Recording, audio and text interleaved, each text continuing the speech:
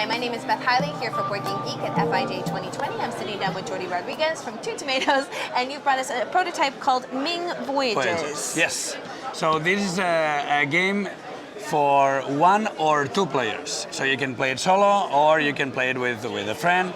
When you play it with 2 players, it's completely asymmetrical. So there's one side that is going to be the barbarians who want to invade China. So we can see here the Great Wall, no?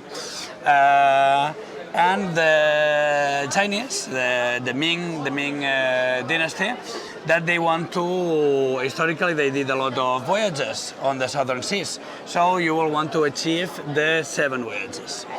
If the Ming player finalizes the 7 voyages, they win. If the barbarians, they control the 5 borderlands, they win.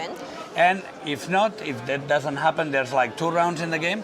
If that no side has achieved their goal at the end of the game, the player who controls more of the borderlands will win. Okay. So as you can see, the barbarian has it a little bit easier on the table because his goal is related to the tiebreaker goal. But the deck is a bit more stuck towards the Ming player. So it's really neatly balanced. And this is another title for the pocket campaigns.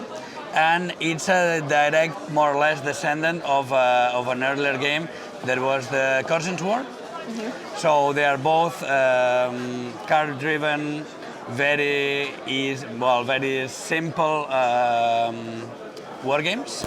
So if you're into that, this is a very good continuation on that series.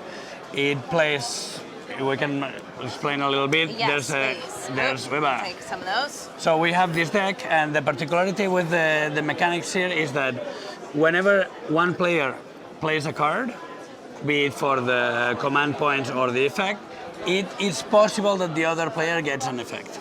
So you always have to try and give the least free actions to the other player as possible, no? But also in this game, when each player will play a card, so Ming player plays first, plays a card, maybe giving the barbarian player an action, maybe. Then the barbarian player plays a card, maybe giving the Ming player an action, and then they swap hands. Ah. So that's very interesting because you also need to think, do I want to play this now? Or because then when I swap the hands, the other player will have it. Even if it gives them an action, I don't want them to have the top power of that card. You know? Yeah. So it's quite funny, it's quite tricky. And it plays in more or less half an hour, you're done. And it's very interesting. So if you like Corson's War, for example, you should really check this out. And again, this is another collaboration that we're doing. Two Tomatoes will do the French and the Spanish. Surprise there. They are the owners of the IP. They will do it for English, and Frosted Games for German. Now, how does the solo version work? So for the solo version, as you can see here, we have the different cards, and if I'm not mistaken, the solo version is only for you play as the Chinese player. Okay. So you try to do the voyages all the while. With this separate deck of cards, the barbarians keep attacking you. So you have to divide your attention between actually doing the voyages and protecting your border. Oh, I see. There's some text here of how the barbarian hordes are going to move and influence you. Yeah.